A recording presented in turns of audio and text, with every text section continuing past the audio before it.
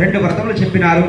ఒకటి క్షీరాబ్ధ ద్వాదశి వ్రతము, క్షీరాబ్ధ శయన వ్రతము అను రెండు వ్రతములలో క్షీరాబ్ధ ద్వాదశి వ్రతమును నీకు చెప్పేదను వీరుడు.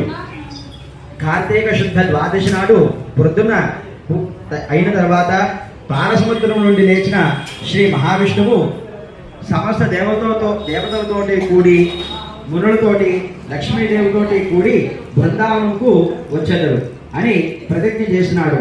అనగా ఏ మానవుడైనను ఈ కార్తీక శుద్ధ ద్వాదశి నాటి కాలమున సర్వమునులు దేవతలతో కూడి బృందావనమును వేంచేసి ఉన్న నన్ను లక్ష్మీదేవితో కూడా పూజించి తులసి పూజ చేసి తులసి కథను విని భక్తితో దేవదానము చేయను వాడు సర్వపాపము వీడి నా సాయుధ్యమును పొందును అని శబ్దం చేసినాడు. కావున నీవు పుణ్యప్రదమైన ఈ వ్రతమును చేయము అని వ్యాసుడు వారు చెప్పగా విని ధర్మరాజు, అయ్యా ఈ వ్రతమును చేయవలసిన విధానం ఏమిటో నాకు చెప్పమని అడుగుగా వ్యాసుడు వారు ఇట్లు చెప్ప ప్రారంభించను.